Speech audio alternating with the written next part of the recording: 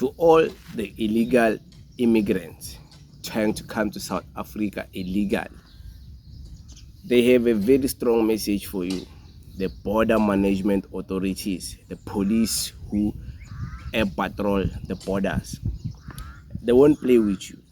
They won't play with you. They are gonna catch you if they happen to catch you. If they don't catch you, it would be your lucky day. But if you're inside our country, they might catch you inside our country. Operation Totola might catch you. Patriotic Alliance might catch you. Action SA might catch you. But of course, I'm just overpraising them. We know they wouldn't do that. But the police will catch you.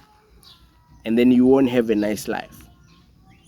But I want you guys to listen to what the border management authorities are saying to all the potential illegal immigrants. Listen here. Our port of entry is in terms of connecting South Africa to the rest of the continent. But I'm going to speak now to the BMA Commissioner, Dr. Michael Masiapato. He's literally just arrived. So thank you so much for your time. We just heard there from one of the travelers, and it was a 5-day journey to reach this border post, about an hour in the queue for you and your team. It's now been about, 2 days into this operation of the return leg. How's it looking so far, specifically in terms of numbers? Yeah, no, thank you very much, Veronica. Yeah, indeed, we have been hard at work. I remember we started with the return leg on the 1st. Yesterday was the 2nd, and today being the 3rd. So I will say that on the first day we processed around 8,000 people, as it were. Majority of them were coming back into South Africa. Yesterday, the whole day, we processed around 13,000 people, and out of that, just above 9,000 were actually entering, and just above 3,000 were exiting. So at the end of the day, even those that were actually arriving, at the end, some of them actually returned back in the afternoon, primarily because they were basically coming to buy things here in town, in Musina, and then they returned back home, as it were. Now, in terms of the interceptions, just yesterday, only one day, we've been able to intercept around 101 individuals who were also, again, trying to come into the country illegally. Because the river is full, the majority of those were also intercepted on the bridge, the pedestrian bridge that we've spoken about, but also some were trying to come through taxis. I think you did see some yesterday that were in a taxi. We did arrest the taxi driver for aiding and abetting, and all of those people were processed for deportation. But for himself as the driver, we actually had to take the taxi, and we also get him arrested. So it's basically this side as it is, and then he's at Musina police station as we speak. So that is basically the work that we've been doing. So today, being day 3, we are definitely on the ground. But today we'll also go to the vulnerable segments on the borderline to see how things are going there. And let's talk about those vulnerable segments a bit. We know that there's a massive influx expected here. How do we ensure that officials are not inundated? No, in terms of the processing inside the port, I mean, I listened to your earlier guest talking about an hour. I suppose maybe he included the hours he might have, or the time he had spent on the Zimbabwean side together with this side. But obviously this side, it couldn't have been an hour. I mean, I think you can also see the processing area is very empty. So probably it is 30 minutes this side and 30 minutes that side, an hour put together. So from where we sit, I mean, you did see the Manyika bypass yesterday. That is where we are processing people driving small vehicles. So even now as we speak, if you go that side, you will realize that there's still very less people, but we expect them to escalate. So that is the area of processing. We don't have an issue.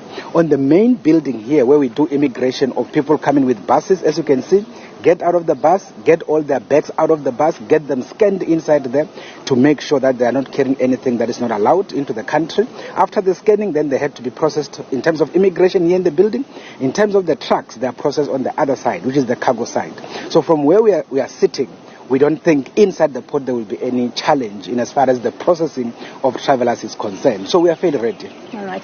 Thank you very much for your time, Commissioner. Just a quick unpacking there of what we can expect today, visiting those vulnerable parts of the border, and also seeing how those conversations around the activation of drones and the implementation of watching over that is expected to aid the BMA. We heard there from just some of the travelers saying, please, word of advice to all of those planning to use this critical point that connects South Africa to the rest of the continent, bring your passports. But the reality is, Arabile, as we've seen and witnessed ourselves, many people continue to try their luck. So that's what they're saying. So if you are sitting there at home, outside of South Africa, and you are sitting there planning to come to South Africa illegal. You don't want to go to your to go get papers wherever you get papers in your countries, to get the proper documents so you can travel to our country in South Africa. If you are thinking about crossing rivers when the waters are now dried up, because now it's been raining a lot, the rivers are full, or if you want to swim across the rivers, or you want to climb a crocodile and then you swim to our country, you might be lucky, you might never be lucky. You are taking a very big risk, because the border management authorities now have a certain level of technology. You can never bypass it. You can never run away from it. And it won't be nice for you.